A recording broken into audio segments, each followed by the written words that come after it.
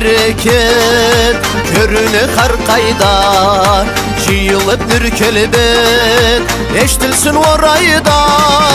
orayda orayda orayda kuvvançlı kanatı orayda orayda orayda yaşavlı kuvvatı hey burma çegetle tavsula aytsınla orayda hey mamır künlege şam tavla aytsınla orayda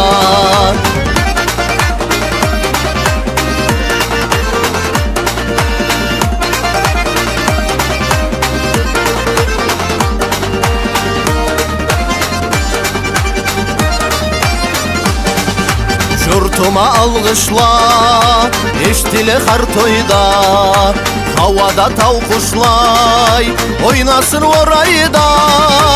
orayda orayda orayda kuvvançlı kanatı orayda orayda orayda yaşavlı kuvvatı hey burma çegetle tavsula aytsınla orayda hey mamır künlege şam tavla aytsınla orayda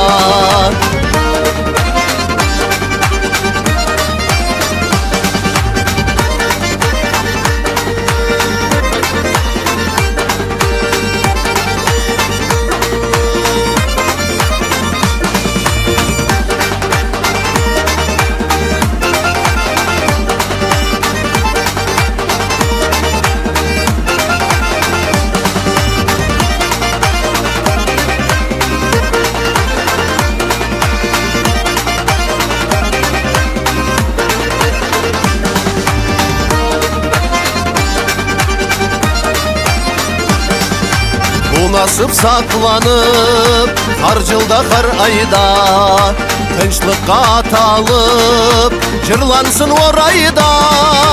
orayda orayda orayda kuvvançlı kanatı orayda orayda orayda yaşavlı kuvvatı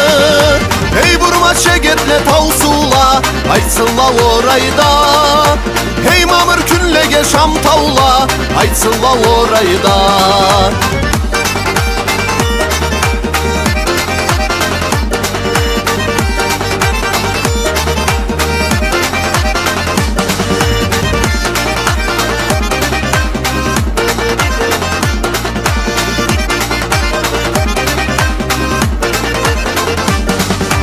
Orayda orayda orayda kuvvançlı kanatı orayda orayda orayda yaşavlı kuvvatı